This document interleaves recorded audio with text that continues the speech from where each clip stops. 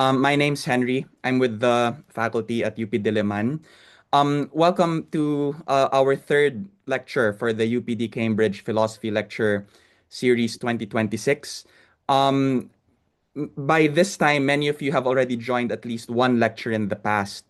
But for those of you who are joining us for the first time, welcome. As you all know, the UP Diliman Department of Philosophy prides itself in being the premier analytic philosophy department in the Philippines. I was just telling Michael Potter a few months ago, actually, that analytic philosophy is very special to us in particular because our department was founded by a student of Bertrand Russell and Rudolf Carnap themselves, right? Our founder was a gentleman by the name of Ricardo Pascual. He was their student at the University of Chicago, and he brought analytic philosophy back to the Philippines, right? And when he started or when he founded our department. So, apart from that, our department is extremely Wittgensteinian. We might as well have a portrait of him hanging in our department because he's essentially our patron saint, if we could have a patron saint. And yeah, so we are very lucky to invite Michael Potter here. Michael Potter is one of the most outstanding and brilliant lecturers I've ever had the pleasure of listening to, and I'm glad that he has agreed to join us today, so you can see, so you can learn from him as well. I hope he doesn't mind me saying this, but at least in my view, Michael is the quintessential Oxford or Cambridge Don that you will encounter. His dignity and demeanor will speak for themselves later. So yeah, I'm going to turn you over to our MC for today. Our host will be Gavin Chuacuco. He's an instructor in our faculty as well, and Gavin also teaches philosophy of language. So they also cover Wittgenstein there. That's why I decided to ask him to host this afternoon. So uh, take it away. Thanks, everyone. Enjoy our lecture. Good afternoon, everyone. I am Gavin Nigel Chuahuko, and I will be your host for today's online lecture. On behalf of the UP Diliman Department of Philosophy, I welcome all of you to this year's UPD Cambridge Philosophy Lecture Series. We are grateful that all of you could join us again for what promises to be another insightful discussion. Before we officially start with today's session, here are a few reminders to keep in mind. So first, please observe proper decorum and respect throughout the entire event. Second, everyone is requested to mute their microphones unless called to raise a question. And third, after the lecture, the floor will be open to those who have questions or clarifications. Yeah. And I think I'll just read the chat um, by Mia, no, an undergrad student of our department. No, the handout provided by Professor Michael Potter is attached below for your perusal. Okay, and next slide, please. So once more, in the previous installments of the UPD Cambridge Philosophy Lecture Series, we hosted four philosophers from Cambridge, two in 2024 and two in 2025. For this year's lecture series, we have another four philosophers who are to deliver another set of thought-provoking talks. We already had the opportunity to learn from Professor Will Hornet, who spoke on the form of agency, as well as Professor Alexander Bird, who spoke on natural kinds in biology. For today, we have a lecture that would once again transport us to another compelling area of philosophical inquiry. And to guide us, next slide, please. Okay. And to guide us through this series' third philosophical journey, I would like to introduce one of today's most prominent and prolific writers on analytic philosophy, philosophy of mathematics, and philosophical logic, Professor Michael Potter. Michael Potter is Professor of Logic in the Philosophy faculty at Cambridge University and a Life Fellow of Fitzwilliam College. He was previously at Oxford, where he took a DPhil in pure mathematics and was a Fellow of Balliol College. He spent periods of research leave in the Department of Logic and Metaphysics at St. Andrews and the Department of Philosophy at Harvard. In 2004 and 2005, he was on research leave from Cambridge as a senior research fellow at Stirling University, funded by the AHRC. His research interests lie mainly in the history of analytic philosophy, in particular Frege, Russell, Wittgenstein, and Ramsay, the philosophy of mathematics, philosophical logic, the philosophy of language, and the philosophy of religion. Everyone, let us all warmly welcome Professor Michael Potter. Thank you very much, Gavin, for that kind introduction.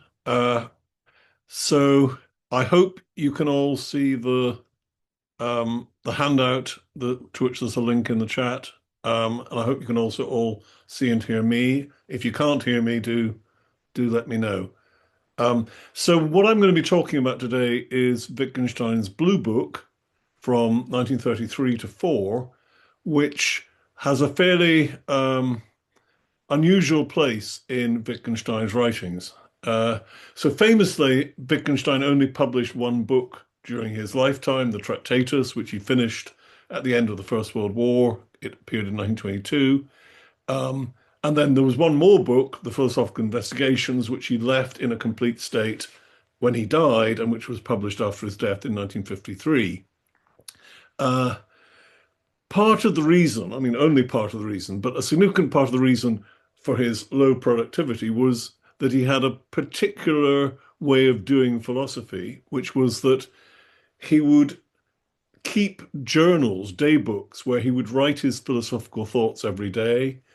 And then he had this project then, once he'd accumulated remarks in his notebooks, of turning those remarks into a completed book. The Tractatus was the first product of that. And then after he'd published the Tractatus, of course, he took 10 years off from philosophy, came back to philosophy in 1929, back to Cambridge to resume his philosophical career. By 1933, he had already accumulated quite a lot more remarks in his notebooks, but he now had the problem of how to turn them into a book. So part of the reason for the Blue Book is that he hoped it would be a way to help him to get his thoughts straight so that he could then turn them into a book. But the other reason, and the more pressing reason for the Blue Book, was that by this time he was giving lectures in Cambridge University. He'd become famous because of the Tractatus, and his lectures therefore attracted lots of attendees. At the beginning of the academic year 1933 to 4, his lectures were crowded out with people. He didn't like that. Most of us loved it if we're popular, but Wittgenstein didn't. After 2 weeks of the term, he decided to adopt a different strategy. He told the students that he was not going to give any more of these lectures. Instead, he was going to select half a dozen privileged students. They would go to his rooms twice a week. He would dictate to them. And then at the end of the year, these dictations would be typed up and duplicated, and the people who weren't allowed to attend the dictations would be allowed to buy a copy of the duplicated version of the book. So that's what happened. The reason it's called the Blue Book is simply because when it was duplicated, as I said on the handout, it happened that it was bound into books which had blue covers to them, so they were referred to as a Blue Book. The following year, he used much the same method to dictate another set of notes. They're called the Brown Book because they were bound in brown. Now, part of the reason I'm mentioning this is to mention the kind of privileged status that the Blue and Brown books have within the corpus of Wittgenstein's materials. As I've said, the only other book he authorized as being a finished product, other than the Tractatus, was the Investigations, published after his death. But there's a huge amount of material from the 1930s and 40s that's now available, which consists of his notebooks and typescripts.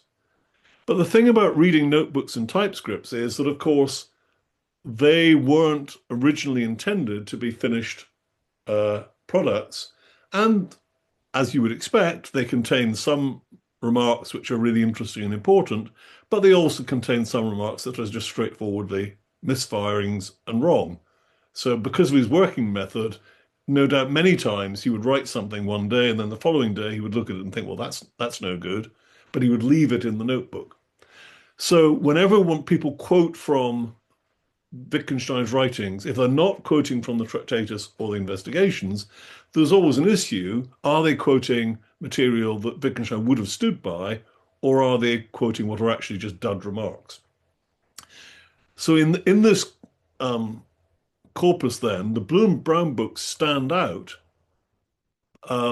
partly just because they were written in English, which is unusual. All his other philosophical writing was in German, almost all. There's one exception, but anyway, they were in English, but also because they have a status close to being that of a published work. So, for example, if you look at the top of the first page of the handout, I put a quote from a letter he wrote to Bertrand Russell, where he sent Russell a copy of the Blue Book, and he said, 2 years ago, I held some lectures in Cambridge, dictated some notes to my pupils that they might have something to carry home with them in their hands, if not in their brains, and so on. You can read the rest of the quote for yourself. You can see that he's being quite modest. He's saying, well, don't read it if you don't want to, Russell. But it's plain that he thought of it as a sufficiently finished work that he was willing to send a copy to Russell. And he also sent a copy to Moore and to various other people. So it has a status close to being that of an authorized publication by Wittgenstein. It's also worth noting, just at this point, that the Blue and Brown books, in particular the Blue Book, had a great effect in the period between then and the publication of the investigations, because they became a kind of samizdat that was transmitted to other people. So the people who ought to have been attending these lectures in Cambridge in 1934 got copies, but they then lent those copies to other people. And what happened then in the late 1930s and into the 1940s was people would borrow a copy from someone, they would pay a typist to retype that copy, but would make with several carbon copies. So in the old style typing, if you typed on a sheet of paper, carbon paper was put between that and the next sheet, you could get about 4 or 5 copies if you hit the keys of the typewriter hard from one pressing. So somebody would pay a typist to retype the Blue Book. They'd get 4 copies. They would then keep one of them for themselves and sell the other 3 to other people, and that would pay for the typist. So by that method, the Blue Book got many more unofficial copies in the 1930s and 40s. So I've just put 2 quotations on the handout there from people to show the electrifying effect that reading the Blue Book for the first time had on people. So there's a quote from Peter Strawson, who said, reading the Blue or the Brown Book in typescript before any of Wittgenstein's later philosophical writings had been published was, I suppose, for many a living philosopher, the most intellectually moving experience of his life. One seemed to be in the presence of thinking which had an unparalleled intensity and directness of contact with its matter. It was impossible that one's conception of philosophy should not be profoundly and permanently altered. That's quite a claim. And then another philosopher, Dennis Paul, said, I shall never forget the electrifying excitement of reading it, i.e. the Blue Book, in my first year at Oxford, this is 1947, in typescript lent me by a fellow undergraduate and a tutor. So I hope that, by way of introduction, is enough to convince you that the Blue Book is worth studying and worth taking seriously. If you haven't read it yet yourselves, I encourage you all to do so. It won't take you very long. It's a short book. I would mention, in addition, not only the fact that it was written in English, but because it was written directly for these students who ought to have been going to his lectures, but he decided not to let them attend, he was writing much more clearly writing to be understood than he is in his own notebooks. When he writes in his notebooks, very largely he's talking to himself, he's arguing with himself, and he's writing in the kind of way that you would expect someone to write when they're writing for themselves. Whereas in the Blue and Brown books, he's writing quite deliberately to be read by other people. So he made some effort. One would still hope that he might have been more explicit, but nonetheless, he made some effort to be clear and to write connected arguments in a way that's relatively un-Wittgensteinian, I suppose, if you compare it with his other material. So what I want to do for the rest of this lecture is I want to focus on just one topic. There are quite a few things covered in the Blue Book. I want to pick out one theme in the Blue Book, which I think is interesting.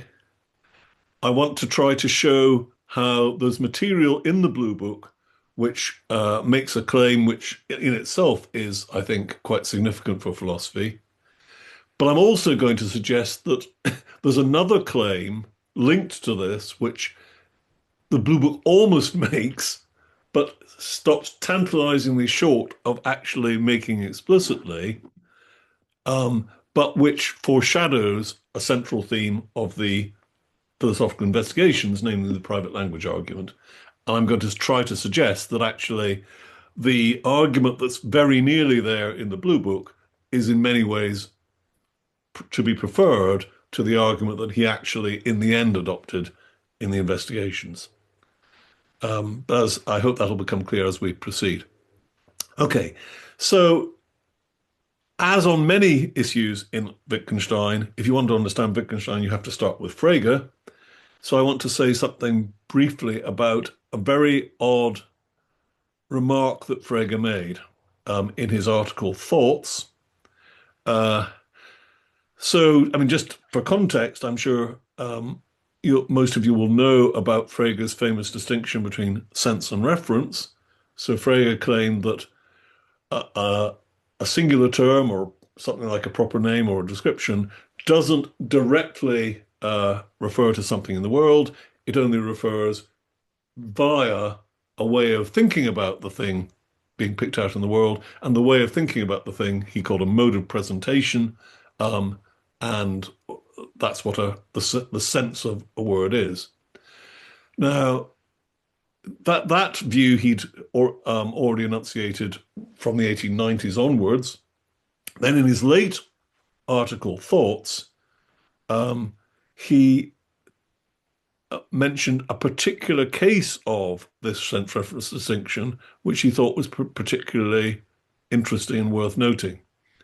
Now, just to mention, this article, Thoughts, which he completed in 1919,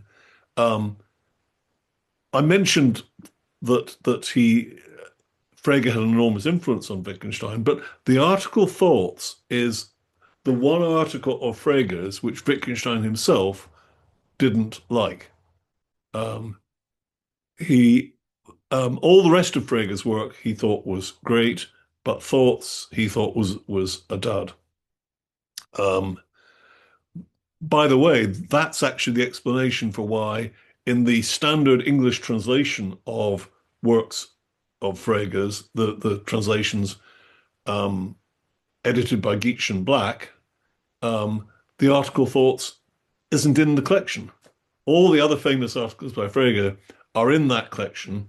The reason that Thoughts isn't is because Frege told Geach not to include it. So Wittgenstein told Geach not to include it. The reason Geach edited the book was Wittgenstein told him to, and Wittgenstein told him which articles he should include, and he didn't want to include Thoughts. Anyway, so in Thoughts, there's this curious argument which I put on the handout. I'll read it to you. Frege says, everyone is presented to himself in a special and primitive way in which he is presented to no one else. So when Dr. Lauben has the thought that he was wounded, he will probably be basing it on this primitive way in which he is presented to himself. And only Dr. Lauben himself can grasp thoughts specified in this way. But now he may want to communicate with others. He cannot communicate a thought he alone can grasp.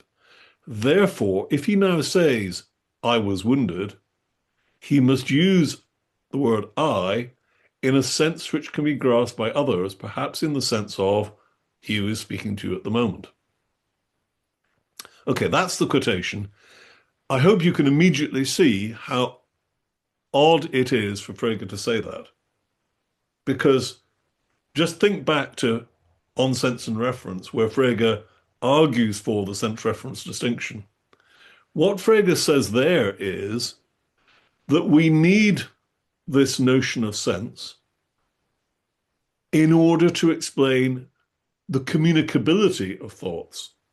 So what he says there, he famously takes the example of Hesperus equals phosphorus, Hesperus and phosphorus being two different names for the planet Venus. If you don't know much about astronomy, you might not know that Hesperus and phosphorus are actually the same planet. I now tell you Hesperus equals phosphorus. You've now learned something. So there's a thought there that can be communicated from me to you, the thought that Hesperus equals phosphorus. Frege has an argument in On Sense and Reference that in order to explain the communicability and non-triviality of that thought, we need the notion of sense. So the point to note is that for Frege, publicity is central to the notion of sense. The sense of a word is something public which can be communicated to someone else. So the sense of the word I should be public so that it can be communicated to someone else. So as Frege says in the second part of that paragraph, when he says I was wounded, he must be using the word I in a sense which can be grasped by others. Fine, that's okay. But what he said in the first part of the paragraph is that there has to be another sense to the word I.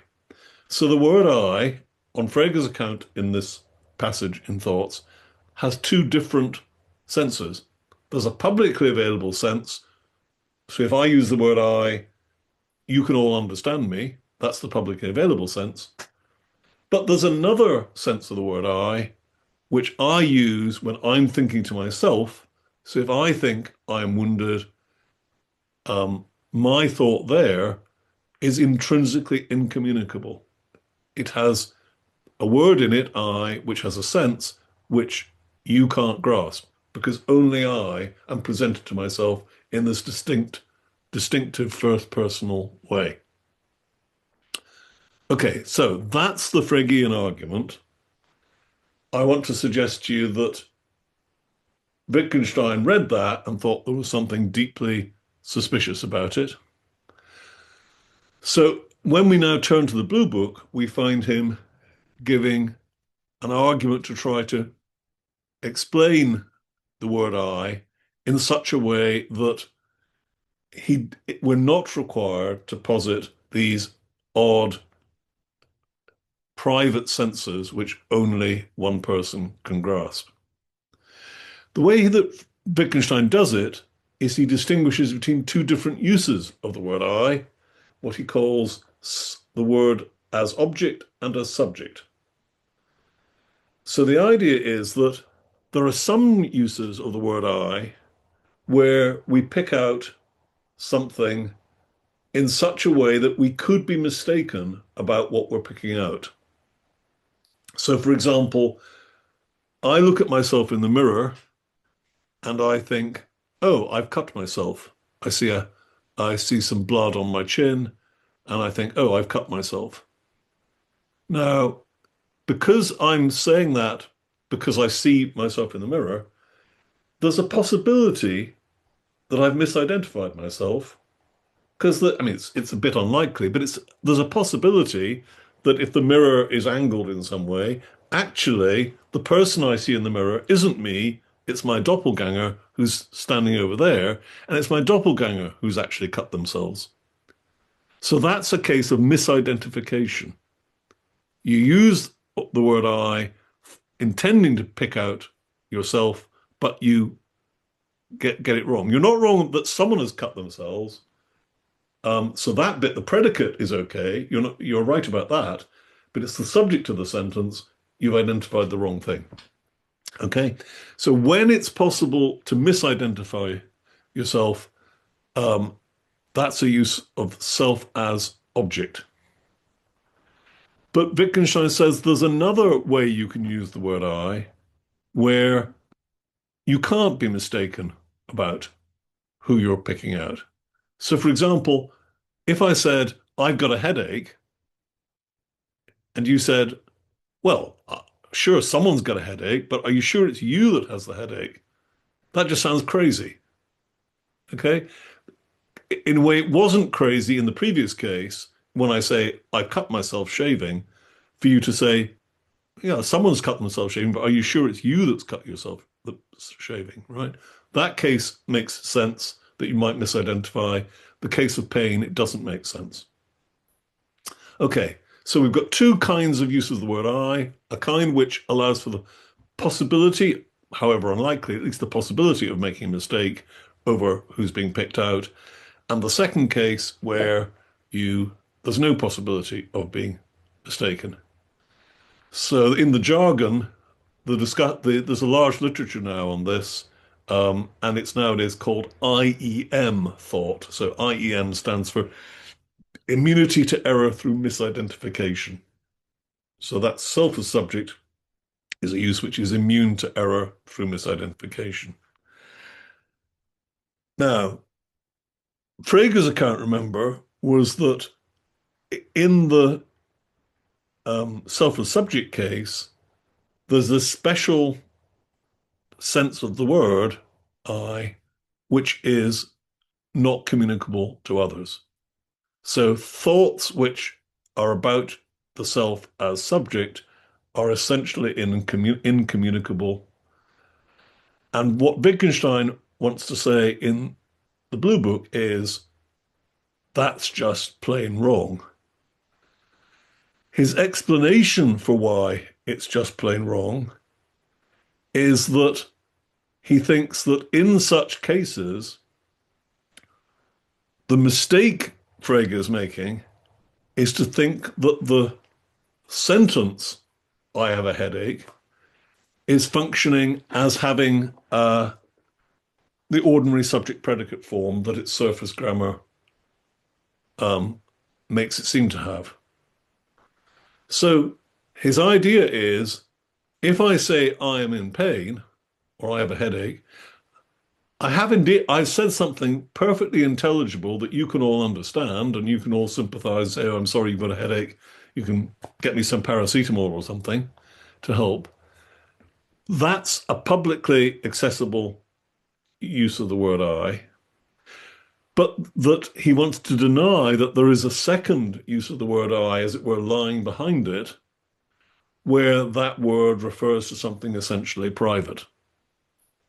So on the handout, I put a couple of quotations from the Blue Book where he says things on these lines. So, for example, he says, the word I does not mean the same as LW, Ludwig Wittgenstein, even if I am Ludwig Wittgenstein. The word I does not mean the same as the expression the person who's now speaking. In I have pain, I is not a demonstrative pronoun. In the case in which, quote, I, unquote, is used as subject, we don't use it because we recognize a particular person by his bodily characteristics. So when I use the word I as object, I'm referring to the thing I see in the mirror. That is recognizing a particular person by his bodily characteristics. But when I talk about myself in the subject way, I'm not identifying someone by bodily characteristics.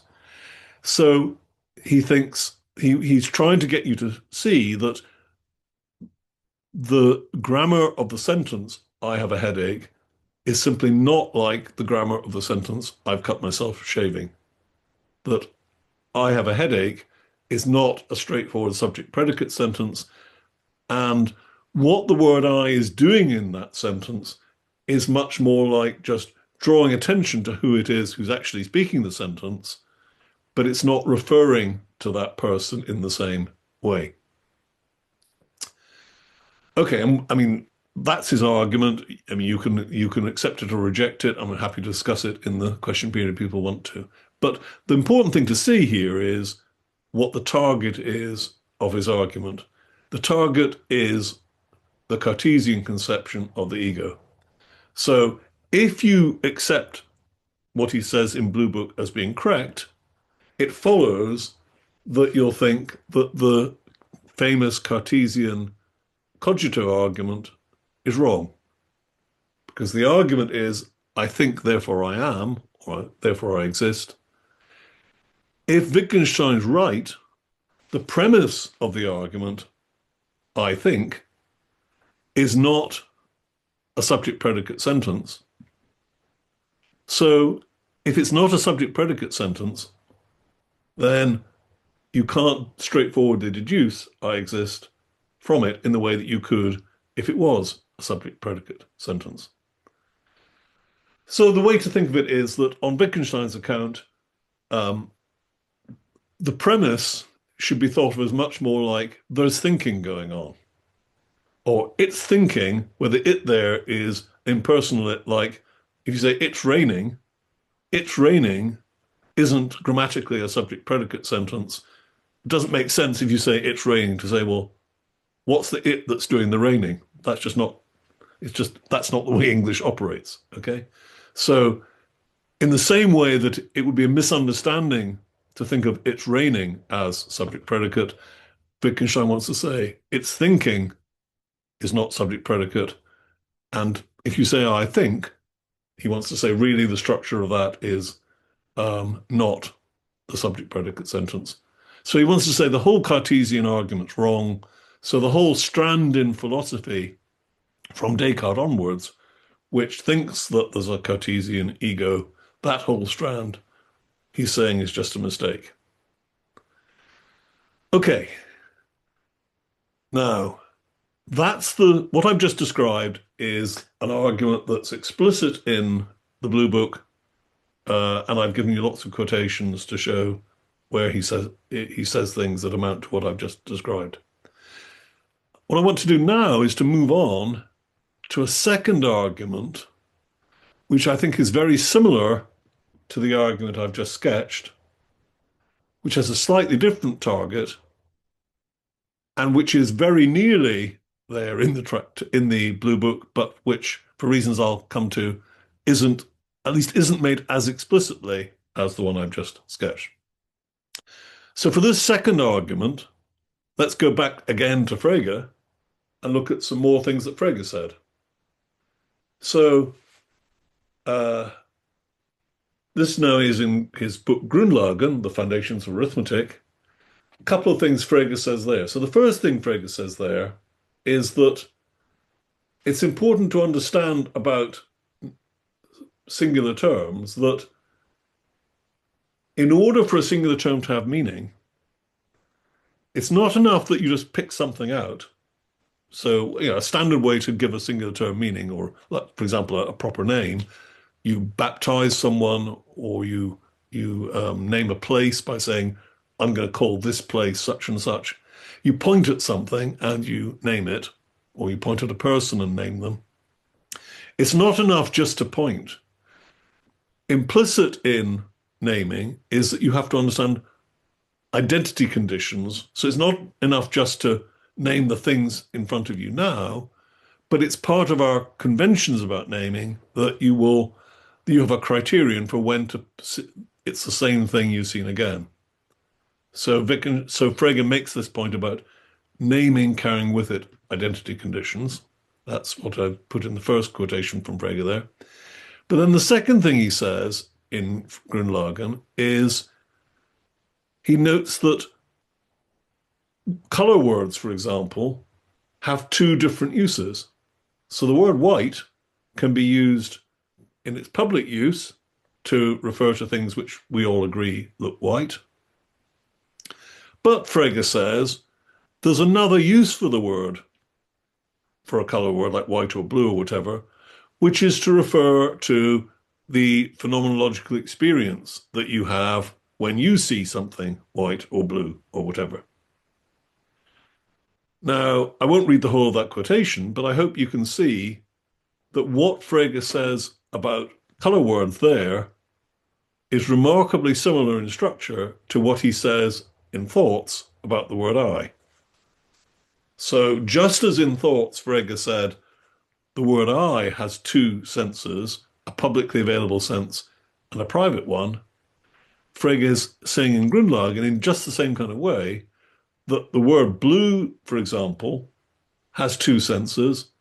There's the public sense that we all use when we talk about things looking blue, but there's also a sense, Frege says, where I can use the word to refer to how things seem to me, where of course that's essentially private to me, and you can't know whether what looks blue to me looks the same, whether it's the same phenomenological experience as you have when you see something that's publicly called blue. So you can see that it's a very similar argument. So given what Wittgenstein has said about the word I, you might well expect him to say something very similar about color words, and indeed he does. So if we move on to the next section on private senses, we see quite explicitly in the Blue Book, he says things to the effect that there's something wrong with that kind of way of thinking. So, for example, he says, what we are talking about is connected with that peculiar temptation to say, and never know what the other really means by brown, or what he really sees when he truthfully says that he sees a brown object. We could propose to one who says this to use two different words instead of the one word brown, right? That would be the Fregean proposal. One word for his particular impression, the other word with that meaning which other people beside himself can understand as well. Okay, that's the Fregean proposal. We could do that, but if you think about this proposal, you will see that there's something wrong in the conception of the meaning function of the word brown and others, right? And what's wrong with it, on Wittgenstein's account, is the same thing that was wrong with thinking that the word I had a private sense. So to go on, he says, the grammar of the word geometric eye stands in the same relation to the grammar of the word physical eye as the grammar of the expression, the visual sense datum of the tree, to the grammar of the expression, the physical tree. In either case, it confuses everything to say the one is a different kind of object from the other. For those who say a sense datum is a different kind of object from a physical object misunderstand the grammar of the word kind, just as those who say a number is a different kind of object from a numeral. Okay, so what Wittgenstein is doing here is tweaking the argument against the Cartesian ego that I've just mentioned earlier, now giving it a slightly different target. What's the target now? Answer, it's Russell. Because it was Russell who had the argument that everything you say about the external world can be based on, when you analyze it down using the theory of descriptions, comes down to statements about sense data. The feature of a Russellian sense datum is it's a very special kind of object, such that, according to Russell, you can't be mistaken about it. So Russell's argument is, Russell's general argument is, whenever you think you can talk about something, you can name something, if it's coherent for you to wonder whether the thing you're naming actually exists, then he says the thing that looks like a name is really a disguised definite description to be analyzed away using the theory of descriptions. So the only cases in which you can genuinely name something in the external world, according to Russell, are the cases where it can't be a disguised definite description. Why? Because you can't be mistaken about it. What are the things that you could name in the external world where you can't be mistaken about it? Answer, sense data. That's just the definition of a sense datum. A sense datum is something external which is such that your acquaintance with it is so direct that you could not be mistaken about its existence. So, for example, if I point at the wall over there, which in my room it's all green, so I painted a green wall. I can't, on Russell's account, give a logically proper name to the green wall because it's just about conceivable that it's not a wall, it's actually a clever hologram or something. What I can give a name to is the green patch in my visual field. Because even if the wall is a hologram, so I'm mistaken about the wall, I can't be mistaken about there being a green patch in my visual field. That green patch is a sense datum. Okay, so it's part of the definition. It's absolutely central to Russell's account of sense data that a sense datum is the kind of thing that you just can't be mistaken about.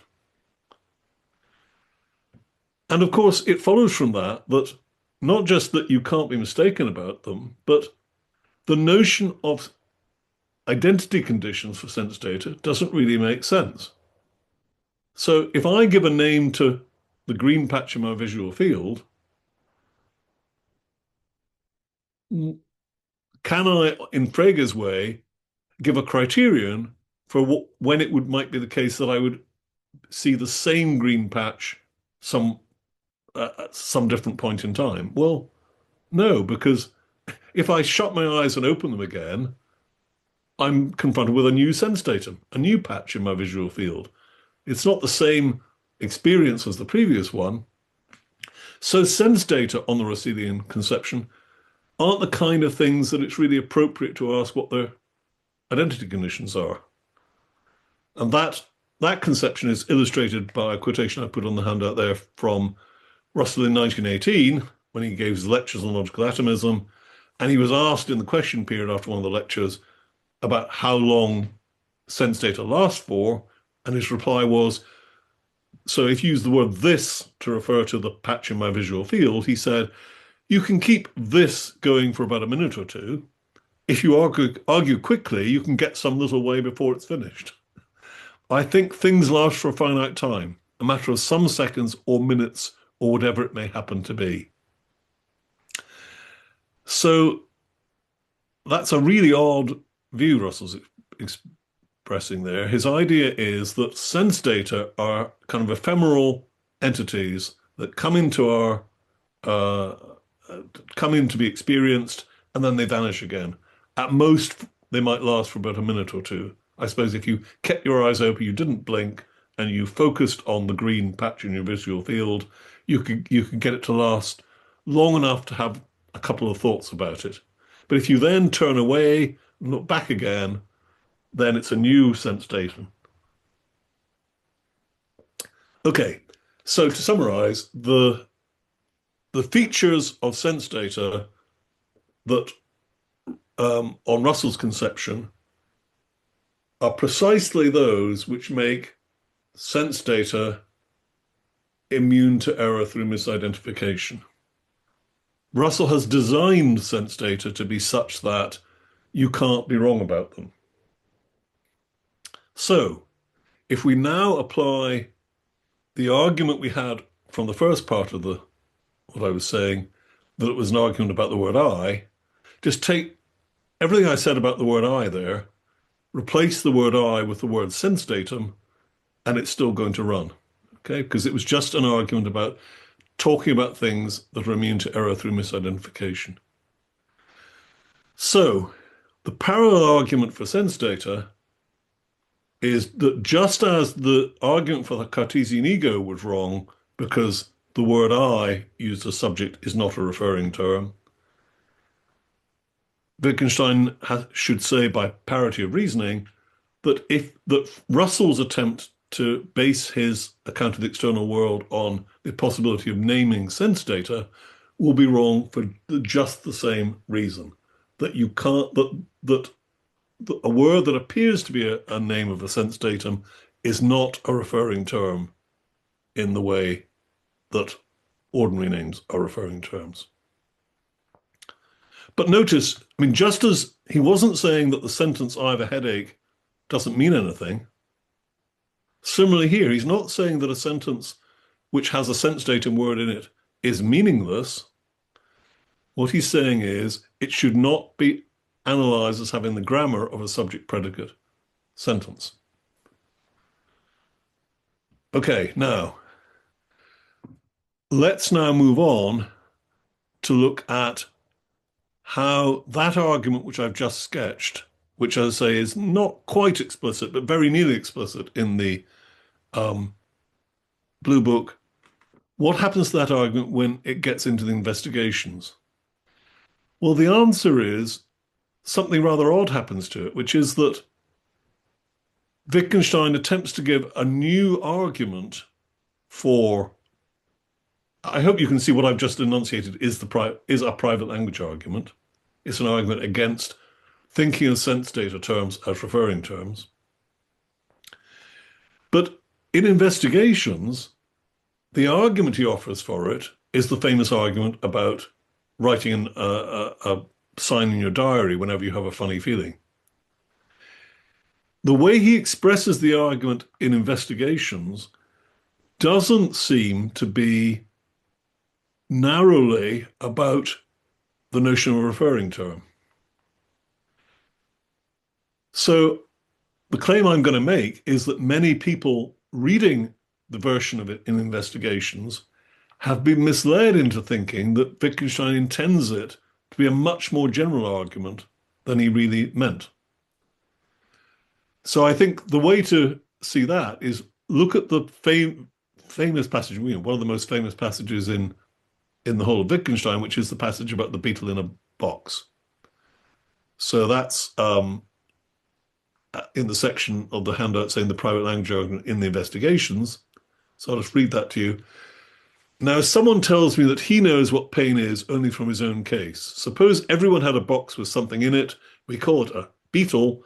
No one can look into anyone else's box, and everyone says he knows what a beetle is only by looking at his beetle. Here it would be quite possible for everyone to have something different in his box. One might even imagine such a thing constantly changing. But suppose the word beetle had a use in these people's language. If so, it would not be used as the name of a thing.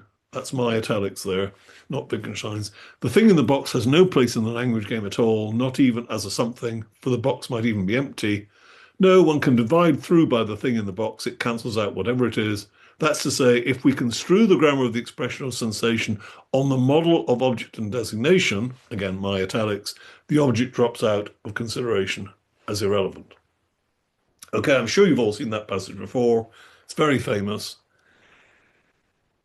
Many people have read that and thought that what Wittgenstein is saying in his private language argument is that the beetle drops out of consideration completely, where the beetle, of course, is something like your pain. So the idea people have got is that the private language argument is an argument to the effect that if I say I'm in pain, the meaning of that sentence is, of course, it's a publicly available meaning. You can all understand what I mean if I say I'm in pain.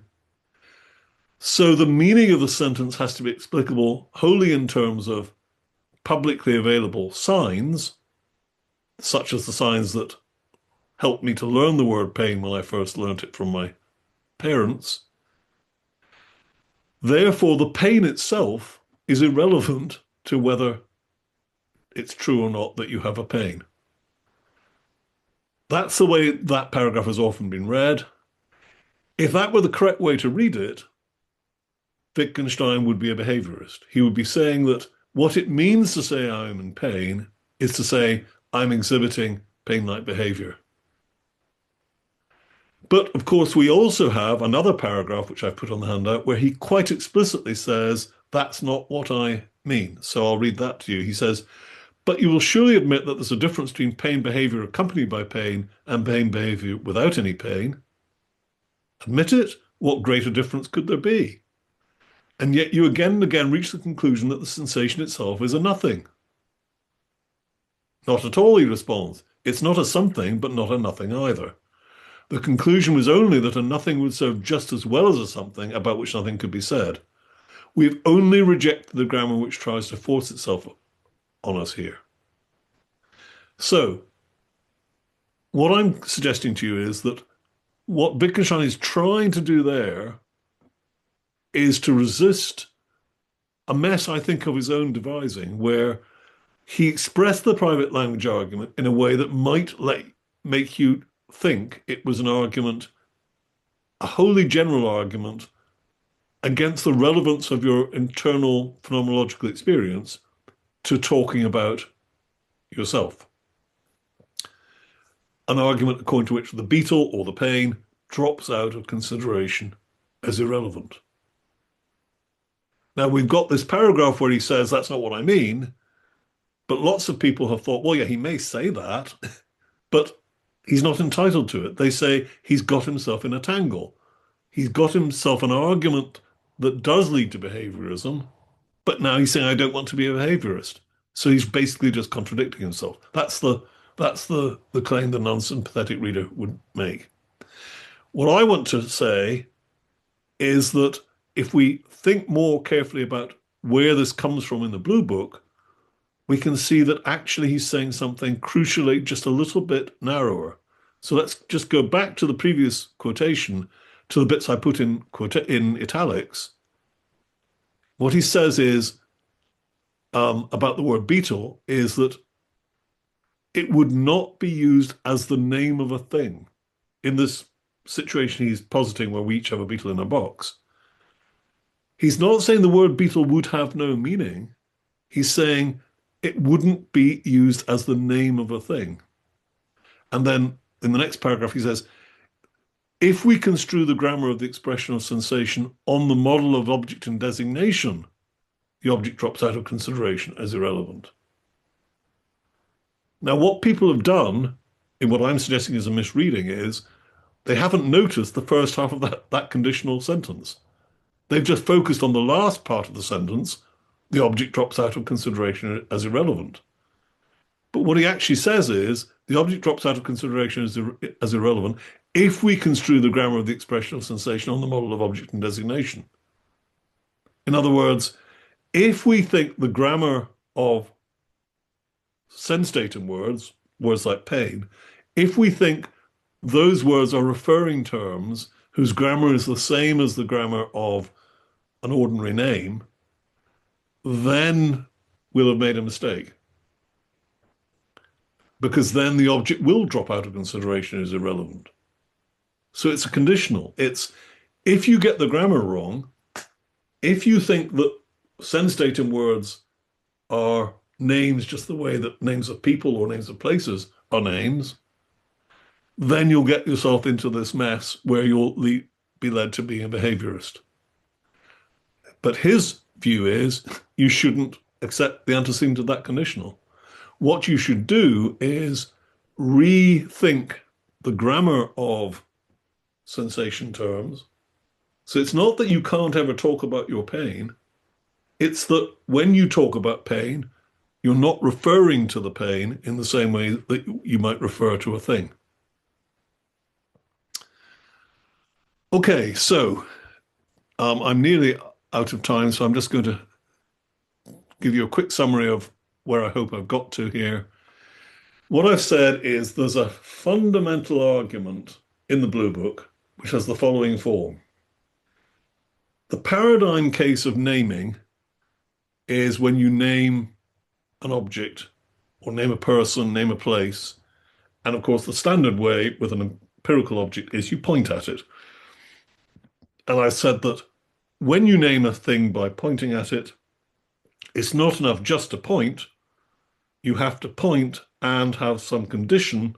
It's a context in which one knows that when you baptize a child, the context is we have identity conditions for people. So if you hold up a baby and name it, then you don't at that point have to explicitly mention what the criterion of identity is, because that's implicit. We know how to re-identify people after we've named them. Similarly, you might name a ship, and again, we have identity criteria for ships, and famously, of course, the case of Theseus's ship shows that the identity criteria for ships can be problematic. But we name things, we have identity criteria, but when we point in order to name them, it's part of the process that in the case of an empirical object, there's the possibility of error, that you might point and point at the wrong thing, and your naming goes wrong. Wittgenstein's idea is that it's important to focus on that as a paradigm case. When we come to these cases which don't fit the paradigm case, Wittgenstein wants to raise a red flag and say, those cases are suspicious. We shouldn't just casually assume that they have the same grammar as the case we're used to, the case of naming a person or a place. So he then applies that argument to two cases. The first case is the self. You use the word I. If you're using it as object, that's the standard case. That's fine. That's pointing at something that you see in the mirror. That you can be wrong about. So that's ordinary naming. But this other use of the word I as subject, where you can't be wrong about who you're referring to, because that's a case which doesn't fit the standard paradigm, Wittgenstein says, don't assume that it has the standard grammar. So whenever you see a philosopher trying to use that word as if it had the standard grammar, stop and look carefully at it, e.g. Descartes, and you'll see that he's making an illicit move he's not entitled to. That's case one. Case two, Russell does the same trick with sense data. Russell thinks he can name a green patch in his visual field and treat that name on the same as if it was a paradigm case, like pointing at something in the external world. It isn't, he says, because you can't point to it in the way that you point to ordinary objects, because with an ordinary object, when you point, you can get it wrong. With a sense datum, you can't. So that case is another case where you should be suspicious. And then what I want to say is that in the investigations, he attempts to generalize that second argument against Russellian sense data. But I think that in the process of generalizing it, he makes it, at least for the reader, more difficult to understand, because he takes the focus away from this focus on the grammar of naming. Okay, now just one last thought before I stop. Why is it that this argument that I'm saying is almost there in Blue Book? I have to admit it's not absolutely explicit in Blue Book. Why isn't it explicit in Blue Book? Because all the parts that he needed for it are there in Blue Book. Well, here's just one suggestion, which is there's an oddity about the examples Wittgenstein uses in Blue Book to make the self as subject, self as object distinction. The oddity is that all the examples where where the subject is of the sentence is the self as subject one, i.e. the kind of private one, he links that to predicates which are also private. So he has examples like I am in pain, where I is the self as subject use and pain is the problematic private predicate. And then he has examples like I've broken my arm, which because you think you've broken your arm because you see an arm beside you that's obviously broken after an accident, but in fact, you're wrong about whose arm it is. It's actually the arm of the person next to you. So that's self as object, but it's also a publicly available criterion of whether the arm's broken. So his examples are all private in the subject bit of the sentence and private in the predicate bit, or public in the subject bit and public in the object bit. But in fact, there are crossover cases. For example, my legs are crossed, the my there, or I have my legs crossed, the I there. The I there, well, it depends how you know. So one way of knowing that your legs are crossed is to look down and see your legs crossed. That's the public use. But the more normal use is you know your legs are crossed by proprioception. In which case, if you know it by proprioception, the word I there is self as subject, that's the private use, but your legs being crossed, that's something publicly visible. So I think there's just an unfortunate fact that he didn't spot that the two cases are actually different. And if he had and thought more clearly about that, he'd have been able to present the suffers subject suffers object distinction as clearly parallel to the point about sense data. And if he had done, and if he kept that version of the argument in investigations, I think quite a lot of misunderstanding of the investigations might have been avoided. Okay, and I've put a few items of articles I certainly found helpful that you might want to read afterwards, as well, of course, as reading the Blue Book, which I hope you all do. So I'll stop there and welcome any questions.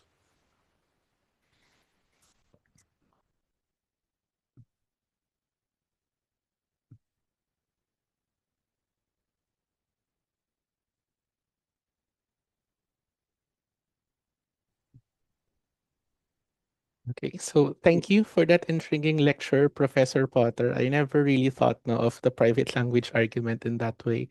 Why don't we all give a round of applause? Huh? Professor Potter, we are grateful for your time and for joining us today to share your insights and engage in this meaningful dialogue regarding one of the most influential philosophers we have and his ideas. At this juncture, I shall formally introduce our reactor for today, who shall give a commentary and further thoughts on the matter. So, everyone, let us all welcome our reactor. Lumberto, often called Sir Totoy by his students, is currently an associate professor at the Department of Philosophy in the University of the Philippines, Diliman. He took his PhD in philosophy in University of Bergen and his MA philosophy degree at UP Diliman. In both degrees, he worked on the philosopher Ludwig Wittgenstein. His MA thesis entitled Wittgenstein and Moral Universality was initially a conference paper that was presented at the Wittgenstein Conference in Austria in 2009. For his PhD, Lumberto worked with advisors Kevin Cahill and Richard Sorley to come up with a monograph entitled Resolute Transcendentalism in the Later Wittgenstein. Despite eventually being preoccupied with applied philosophy like philosophy of science and bioethics, Lumberto continues to teach graduate courses on Wittgenstein and advises student research on Wittgenstein. Once again, let us all warmly welcome Associate Professor Mendoza. Thank you, Gavin, for your kind introduction, and thank you also, Michael, for that very thorough discussion of Wittgenstein's private language. It's very thought-provoking for me, especially that I also discussed uh, the private language in my monograph, especially in relation with the tip of the tongue experience. But anyway, let me read some of what I prepared based from your Okay. abstract. So, as I see it, there are two aims of this lecture. One is to be able to engage those of us who are some are students and faculty in the Department of Philosophy who see ourselves working on the analytic tradition where you are famous for us working on the boundary between the analytic and continental tradition, where Wittgenstein's ideas are often located. Another aim is to instruct and perhaps guide younger Wittgensteinians like me to be able to go out from our exclusive focus on the Tractatus and the philosophical investigations. I'm thankful of Prof. Michael that this lecture of yours made me finally read the blue books and gave me some kind of refreshing understanding of what it means to understand Wittgenstein's ideas in the philosophical investigations in a new and refreshing light. No, it was striking for me how you mentioned the remarks by Strawson, no? The most where you mentioned described that experience as the most intellectually moving experience of Strawson, no? And actually, for a while, I also felt that that what was described by Mike by Dennis Paul as an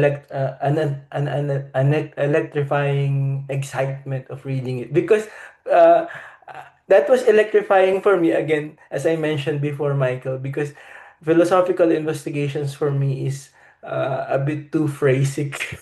And the blue books for me contains more explanation that I would want uh, there so that I could have clarity on what Wittgenstein wanted to say.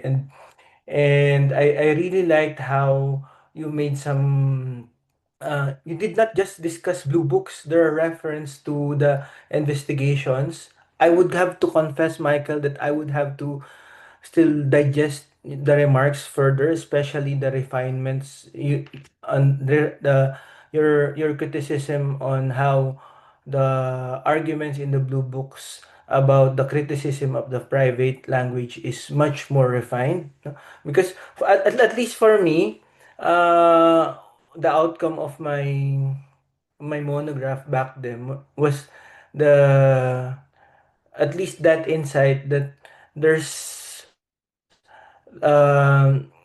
basically Wittgenstein employs a kind of transcendental argument where the aim is to show a certain incoherence in the assumptions of what, say for example, there's the mind. So I specifically like how you mentioned, oh, there's this passage where Wittgenstein really meant that this does not conform to the standard reference to the I because it does not refer to it some kind of subject object relationship. And you mentioned also that's the moment where we should pause. Actually, my question, my person, this is a personal question is, I wonder about the extent to which this also connects to Wittgenstein's reference to look and see instead of not theorizing. And I wonder what for you this is meant by looking and seeing at that point where the reference to the eye is does not conform to our standard paradigm. By the way, I hope you don't answer first because my other compliment, my other appreciation is that uh, I think this brings us back to that aspect of the study of Wittgenstein's philosophy, which consists in the understanding of the self, which is not scientific, which is not behaviorist. And again, that's the reason why I want to later go back to the references that you wrote. And I hope you later you will answer my emails and correspondence on this. So basically that's it. Maybe my main question is, uh, how does your ideas about the private language on those cases where it does not conform to the standard paradigm of I, how does it refer to what Wittgenstein advised as look and see? Yes, that's my question. Okay, thanks. I'll try and answer that. I'm not exactly sure what he means by look and see in every case. I think what he means is that he thinks there are cases where previous philosophers have been too casual in thinking they can read off the true grammar of a sentence from its surface grammar. So certainly in the cases I'm talking about, he thinks that people have too casually thought, I am in pain. Well, grammatically, as an English sentence, the word I is the subject of that sentence, is in pain is the predicate of that sentence. So people think, oh, that's a subject predicate sentence. So I'm in pain has the same form as John is in the sitting room or something. John is in the sitting room is subject predicate. It says something about John. So I am in pain must say something about me in the same way that John is in the sitting room says something about John. And I think Wittgenstein is saying if you look at how sentences are used, you will see that those are just casual, sloppy assumptions philosophers make. And I mean, another example, I think, therefore I am, That's Descartes making the sloppy assumption that I think is like John snores, right? Same subject and verb, So John snores says something about John. So I think says something about me. How can I think have a true thought about me unless I exist? That's the cogito.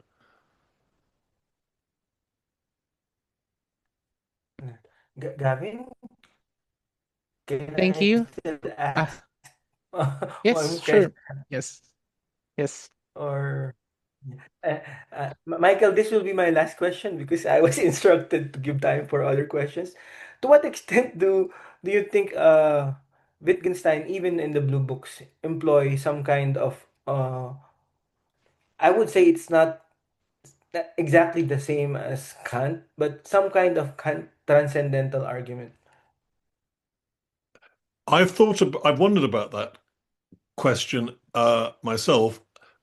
I've argued in print that in the Tractatus there is a transcendental argument. It's the argument for substance, the argument that um, if you can say things that make sense, that transcendentally presupposes that there are simple names. By the time of the investigations, of course, that argument is famously one of the things he now rejects in the investigations, because there's a big bit of the investigations where he's trying to explain why he was wrong to be a logical atomist in the Tractatus. So there's an interesting question about the investigations, the extent to which it has some other transcendental argument. I've got a PhD student at the moment who's thinking about that kind of issue, and I'm mainly convinced it's really hard. So if you have a good, I mean, if you've written about a transcendental argument in the investigations, send me the reference. I'd like to look at it because I think it's a really hard Yeah, problem. yeah, it's hard. I almost did not finish. I'll send you a chapter of what I wrote. Okay, I will let others have the floor now. And thank you once again, Michael. I hope this is not the last. sure. Thank you, Professor Potter and Associate Professor Mendoza, for that fruitful exchange. I'm sure all of us have gathered new insights on the matter.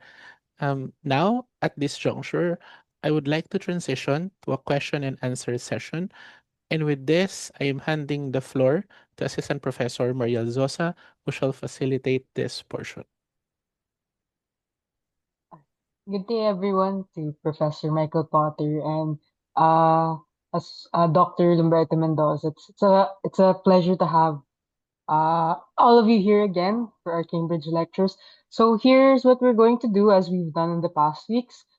Kindly, for the audience here on Zoom, kindly use your raise hand function. Please wait for me to call on you. And then once I've asked you to unmute yourselves, please do introduce yourself, your name, your institution where you're affiliated from. Okay, so again, use your raise hand function when I've asked you to unmute. Kindly introduce yourself and where you're affiliated with. Okay, so I have a couple here. Don't be afraid, by the way, to also use the chat box just in case you can't raise your hand. Okay, uh, I'll go first with Sir Tony. Sir Tony, I'll ask you to mute yourself and please ask away. And yeah, go ahead, Sir Tony. Thank you, Professor Mariel Sosa, and to our very uh, knowledgeable professor from Harvard. Oh no, from Oxford and Cambridge. Of course, this is from Professor Fernando, and my idol here is Dr. Mendoza. So Wittgenstein is quite a very big figure in the Philippines, especially in UP. I'm Antonio Moises R. Villasor. I am teaching logic and ethics in University of the Philippines Extension Program in Pampanga. That's Clark, the next province.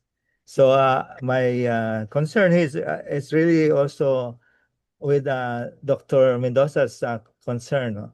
How Wittgenstein is so radical in his anti-idealism, no? He's calling about anti-Cartesianism or a man bicycling inside a mine, that kind of mentalism or ego kind of a person.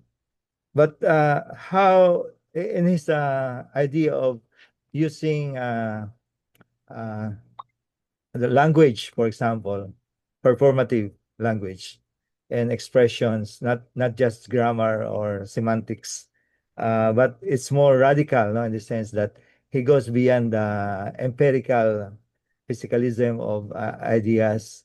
It's also against mentalism that turns into reductionism. But how is he very Kantian in the sense that he's more conscious about how we use our intuition and consciousness to build our activities, doing language in an activity, for example, or doing our sense of logic, our performative logic, in the sense that we can use it as I have two arms, and you can see how GMO would say, I am more pragmatist, or I'm more real to the world, but not really in the mindset that is just playing with logocentrism, etc.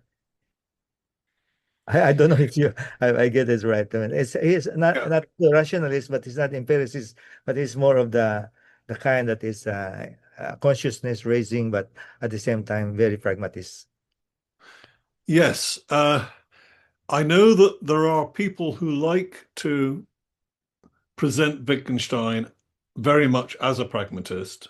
I think there is a pragmatist theme in the investigations, but I don't think it's really the dominant one. I mean, I think the thing I feel is that there's a standard thing people say, which is something to the effect that in the Tractatus, he focuses on declarative sentences, right? Sentences like, the knife is on the table or something. And I mean, it's true, he does. But then the presentation people have is in the investigations, on the other hand, he emphasizes that language is much more multivarious. And he says there are all these other different things you can do with language.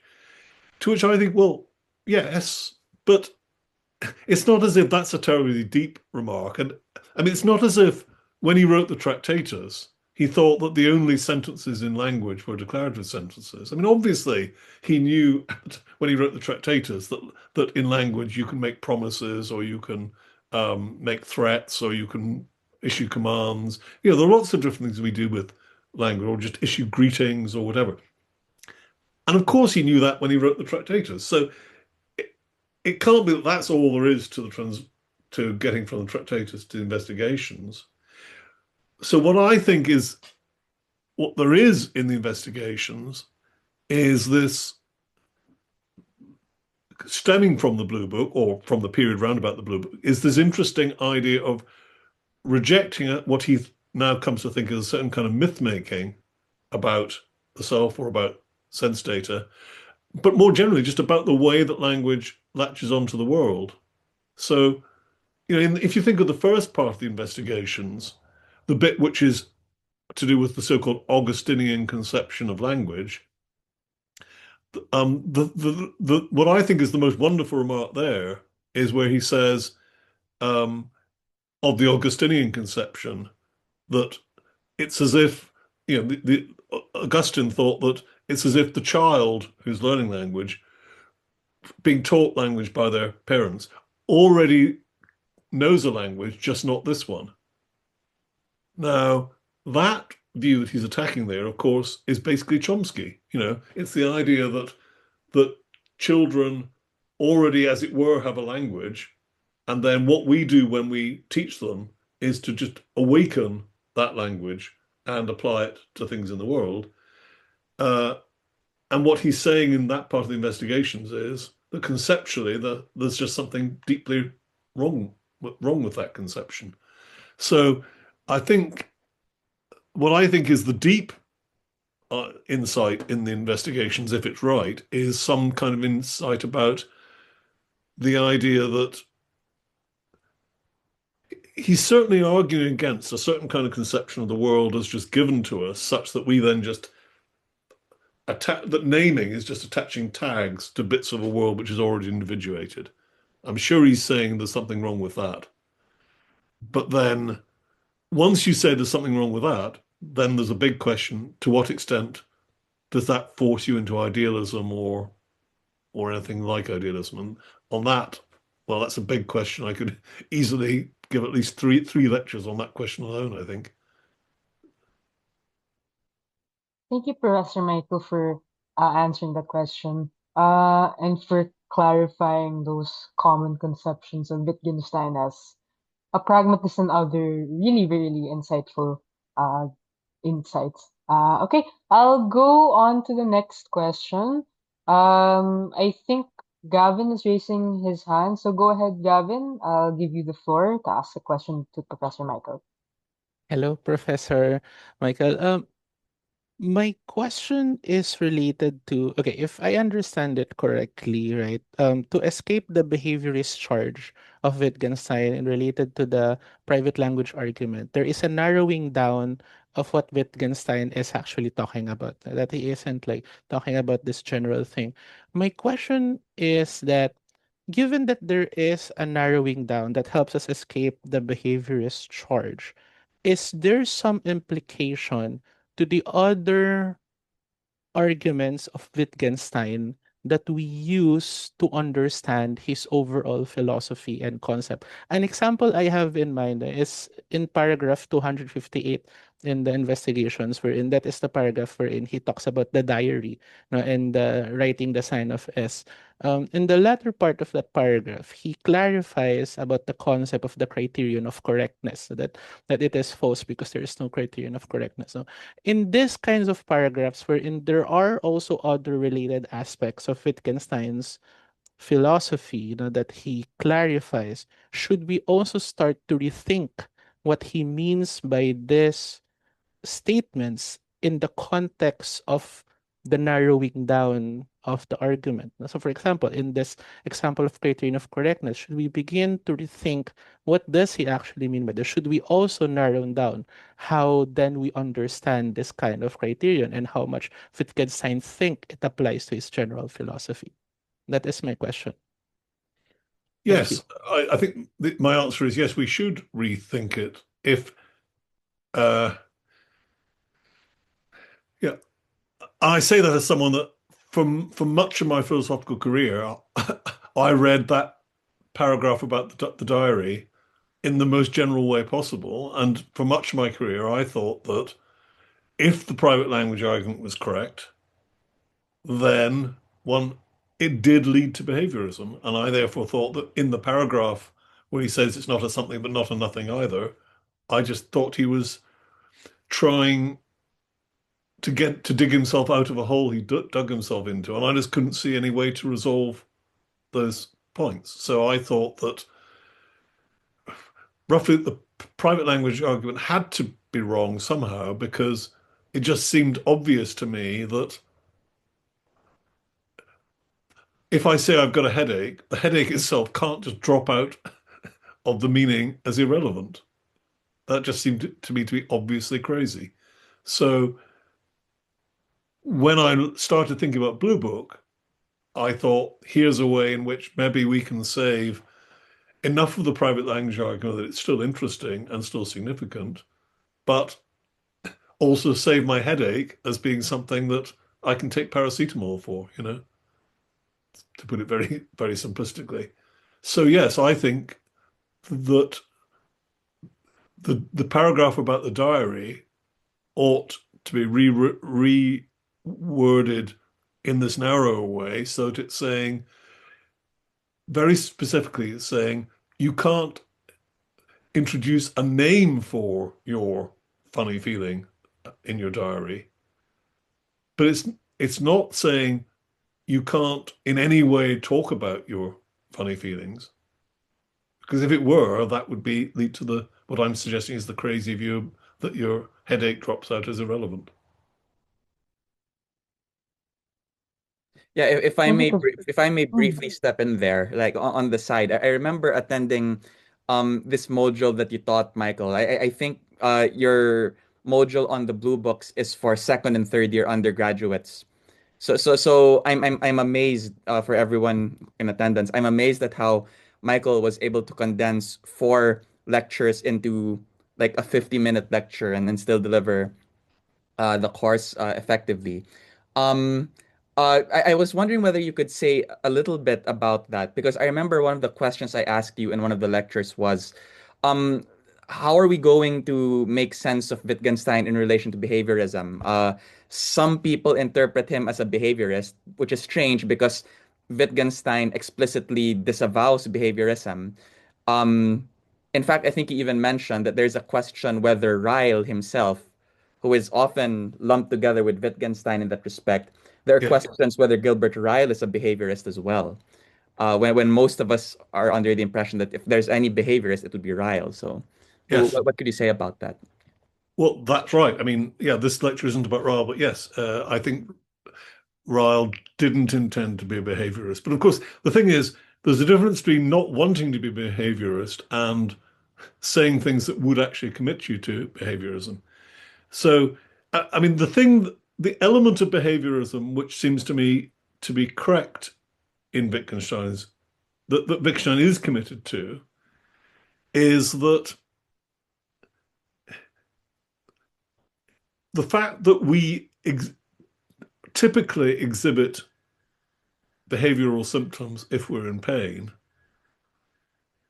we as humans, is relevant to how we learn the word pain. So if it were the case that humans at that period when they're learning language as young children didn't typically exhibit pain behavior when they're in pain, then they wouldn't be able to learn the word pain. You know, you learn the word because at an age before you've learned how to act, how to fake things, your parents deduce from your behavior that you're in pain, and then they say, oh, you know, they comfort you and so on, and that they get that right most of the time. If they didn't get it right most of the time, if they typically comforted you when you weren't in pain, then you wouldn't be able to learn the word pain. And it's only after you've learned it, you then, later, when you get a bit older, children learn how to fake it. If they want a day off school, they pretend they've got a headache when they don't. Okay? But that's later, you know, so there is a behavioral criterion for learning the word pain, that you learn it through exhibiting it and then being told by your parents that's pain. But that can be true, but it doesn't follow from that the word pain means exhibiting pain behavior. Right? You learn it through exhibiting pain behavior, but the word doesn't mean that, because of course it can't mean that, because we've all grasped the notion of faking it. The fact that we've grasped the notion of faking it shows that we understand that pain is not the same as pain behavior. Right. Thank you. Thank you, Henry and Professor Michael. I'll just, since we're talking about pain, I'll just jump to the chat box since I understand we have a lot of questions here. But I'll jump to the chat box first. From Albert, or I'll just read it for you, Professor Potter. So, Professor Potter, you are analyzing this text, the Blue Book, purely as a logical framework for naming objects. But if we take this framework seriously and apply it to human psychology and mental health, doesn't it break down? What I mean is, in the Blue Book, Wittgenstein heavily critiques the idea that mental states are hidden internal processes, pointing instead to public behavior and language use. However, if we connect this to modern mental health, we often see individuals with severe internal anxiety or high functioning depression, something akin to what you mentioned a while about faking pain, whose public behavior and language games appear entirely normal. So by shifting the focus so drastically away from internal states, does the Blue Book risk collapsing into a behaviorism that invalidates invisible, subjective, psychological suffering? Furthermore, does Wittgenstein's view underestimate the biological, non-linguistic realities of mental illness? So, any thoughts, Professor Potter? Well, yeah, gosh, there's a lot in that question. I suppose I'm not sure if I got all of it, but I think that what I'm saying is more on the side of the questioner, in that I'm trying to say that the Blue Book, that if anything, it's the investigations which is in danger of collapsing things, so that, things, anything about people's private mental states can't really be talked about. So it's this overgeneralized version of the private language argument in the investigations, which would, if it were correct, make it the case that, to put it crudely, it would make it the case that the whole of psychology was, as a science, was deeply flawed, because psychology is attempting to talk about other people's mental states. And there would still be a bit of psychology which isn't about that, but there's a large part of psychology which is about other people's mental states. And I'm trying to save a counterpoint to which that can still be a perfectly sensible subject. However, just to repeat what I said before, that the fact that what makes the science of psychology possible is a fact about humans, which presumably is just a deep biological fact about humans, which is that a lot of the time their behavior is a guide to their mental states. So a lot of the time you can correctly deduce that someone else is suffering some kind of whatever mental, abnormality they have or whatever, and the symptom is their physical behavior. But that can be true, that very often behavior is a good guide to internal mental states, without requiring you to make the move that when you talk about their mental states, you're really talking about their behavior. That's just, perhaps an analogy would be the only, when I talk about the external world, that's only possible because there's a correlation between, at least so I believe, between bits of the external world and electrical signals that come from my eyes to the visual cortex of my brain. Those electrical signals sometimes get it wrong. I sometimes suffer, hallucination or whatever.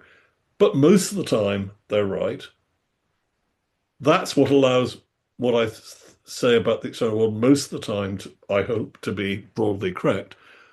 It doesn't follow that when I talk about the external world, I'm really talking about the electrical signals from my eyes.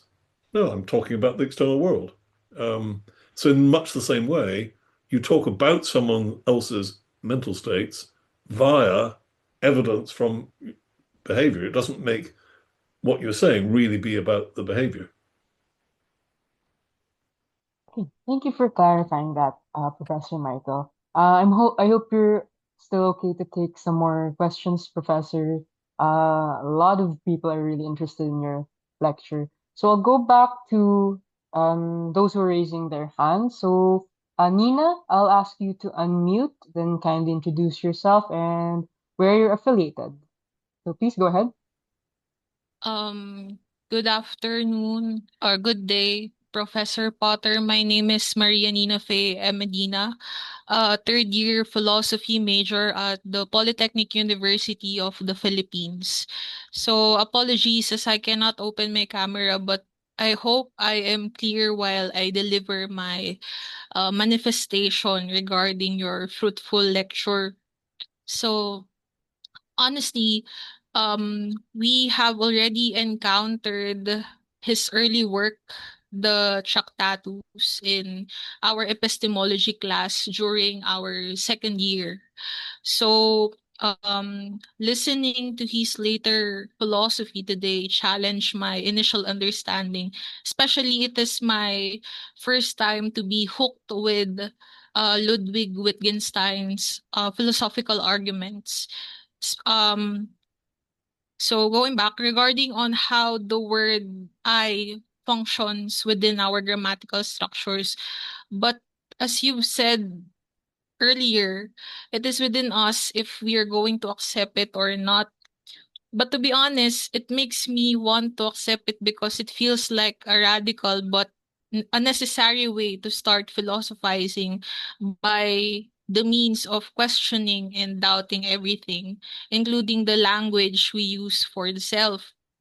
So, with that being said, my question, Professor Potter, is that if the I is highly dependent on grammar and language games, where does that leave the raw human experience? So, the example in my mind is when I say, I am in pain, Wittgenstein argues that I am not pointing to an internal private object called the pain that only I can see.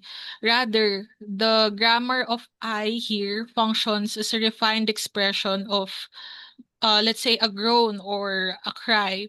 But even if the language game dictates how the statement is understood by others, the actual agonizing sensation of that pain remains deeply felt by the individual. So, given this, is the self and our subjective experience just a byproduct of these linguistic rules and shared conventions? Or is there a deeper non linguistic reality of human experience that the grammar ultimately fails to capture? Thank you so much for your lecture, Professor Potter. And thank you for the question. It's a good question. I think the answer is the latter rather than the former. In other words, I think the argument in the Blue Book is supposed to be that um, none of this impacts directly on what it's like to have a headache, right? What it's like to have a headache isn't linguistic. Um, Even if you didn't have language at all, you could still have headaches, and they still wouldn't be very pleasant things to have. And I take it that there's good evidence that if you give paracetamol to a chimpanzee with a headache, it'll help the chimpanzee's headache. They don't have language, but they have headaches.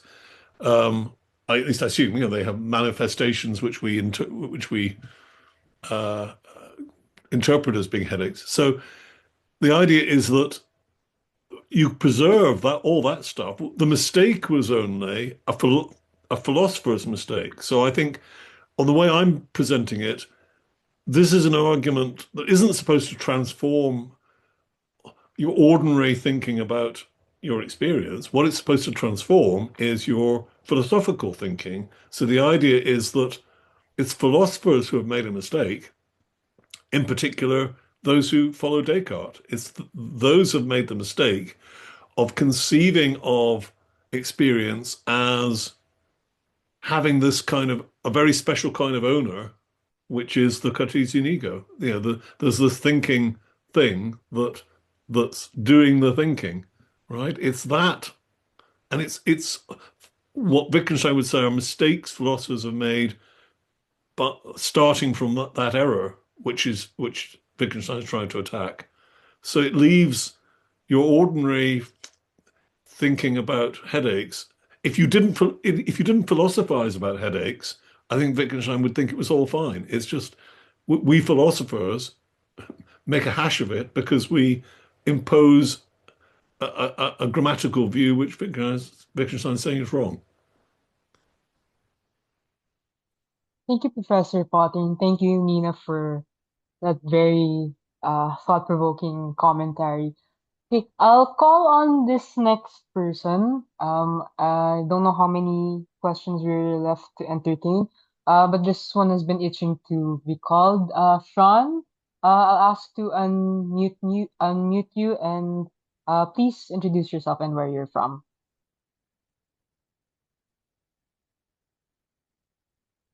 Okay, Sean, are you there? Hello? Am I audible? Am I audible? Yes, yes. Yes. So, hello to everyone. So, to Professor Michael, the question is here. So, what if many of our deepest human conflicts begin not from reality itself, but from the limits of the language we use to describe it? Or more to be concise, can language ever fully express what if means to be human?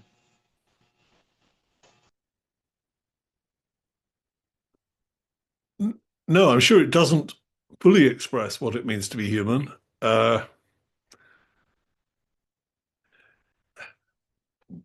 I'm not sure how relevant this is, but when you asked that question, what it reminded me of most was Frank Jackson's Mary. You know, the thought experiment of someone who has learned about everything there is to know about the physics of color, but has lived their whole life in a black and white room, has never seen colors. And the idea is that um, that person has learned everything to know about the physics of color, but they still don't know what red looks like because they've never experienced red. And I guess that in something like the same kind of way, I mean, it's an impossible thought experiment. What would it be like for someone not a human to read everything there is anyone has ever written about what it is to be human? Well, that doesn't really make sense. But you know what I mean? The thought is that you could read all the books there are to read about some aspect of human experience, and then not know what it was like to have that experience.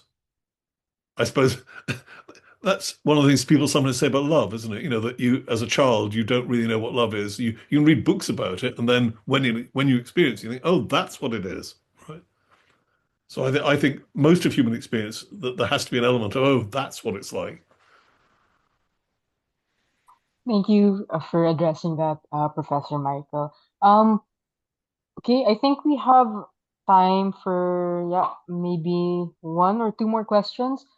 This person has been raising their hand intermittently.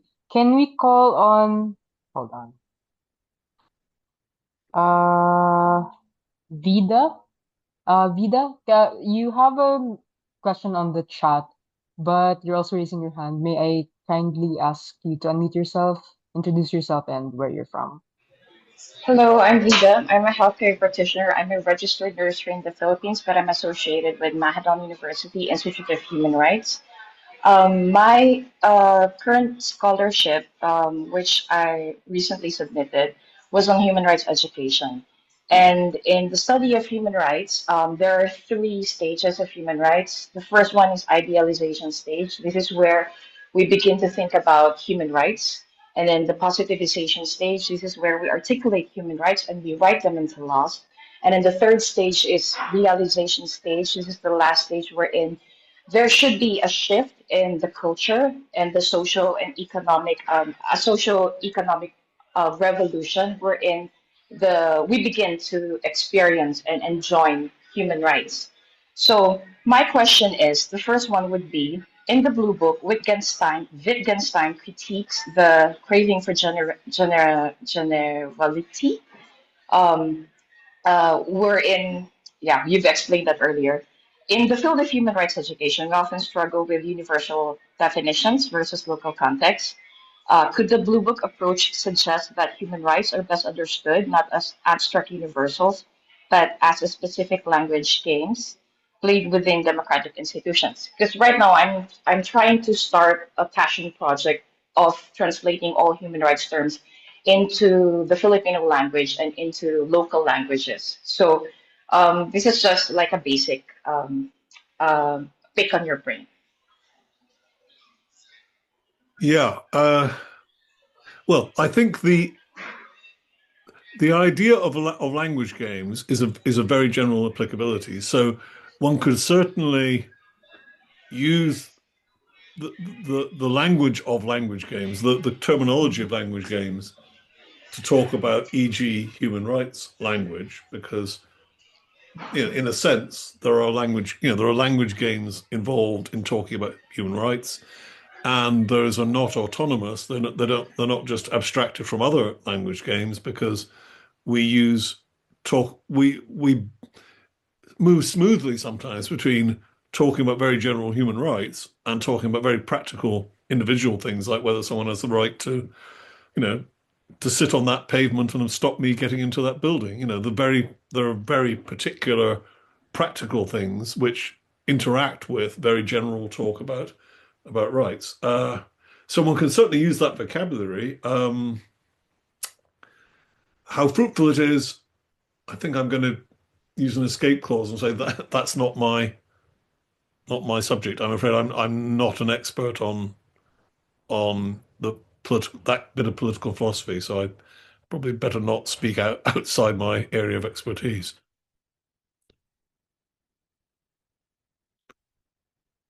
Thank you, Professor Potter, for addressing that. Okay, I think we can have one more question here. So, hold on. Mm, if I may go to the chat box here. So there's one question, and I'll read it out for everyone. Good day. This is from Angelo Byron. I have a question for the I have a question for the lecture. Since the blue books were after Tractatus Logico Philosophicus, um, are there any symptoms or manifestations of forms of life? Since language, games, and forms of life are inseparable and working hand in hand in the blue books, if so, did Wittgenstein have a reply regarding the manner in which those outside the forms in sorry, have a reply regarding the manner in which those outside the forms of life, how can these outsiders genuinely understand the forms of life and language games? Does it require prior participation? So that's generally the question about forms of life in the blue book. Do you have any comment on that, Professor Michael? Yeah, as far as I recall, he doesn't use the phrase form of life in the Blue Book. I'd have to check, but I don't think he does. He certainly talks about language games in the Blue Book.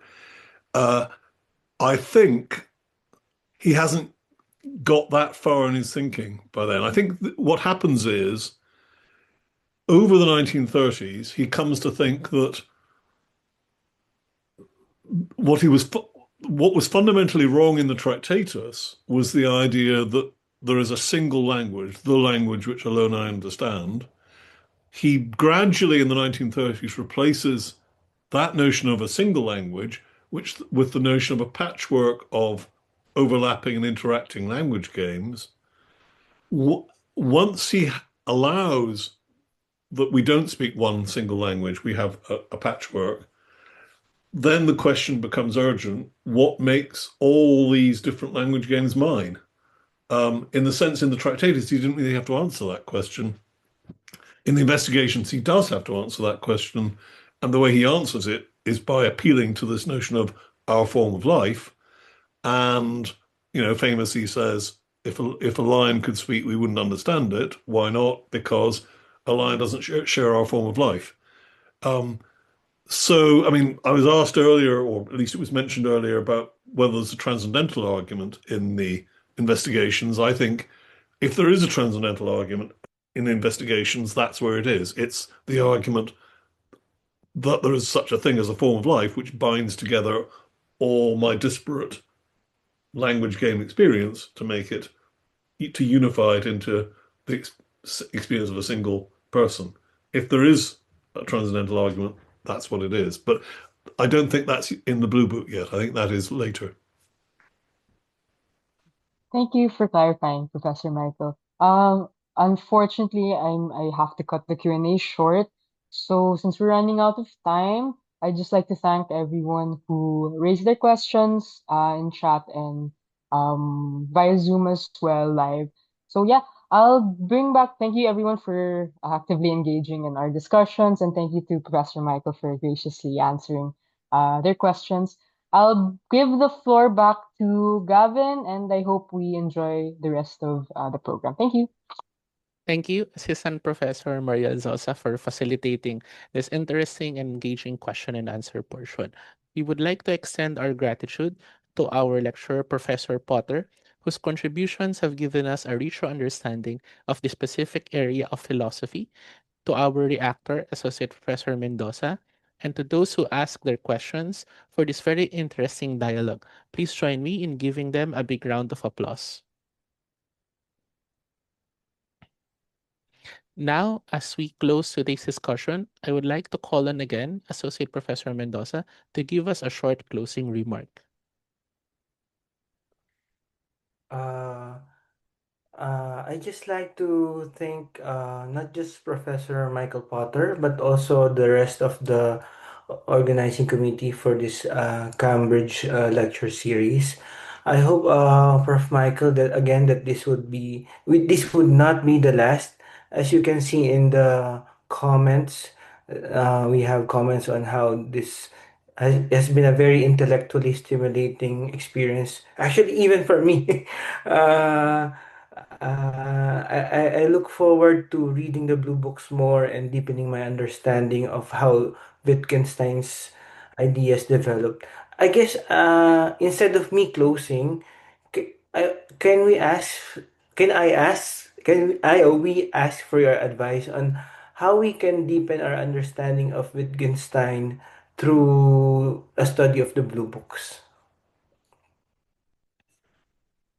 Uh, the trouble with the Blue Book and indeed Brown Book is there isn't really a textbook which explains them.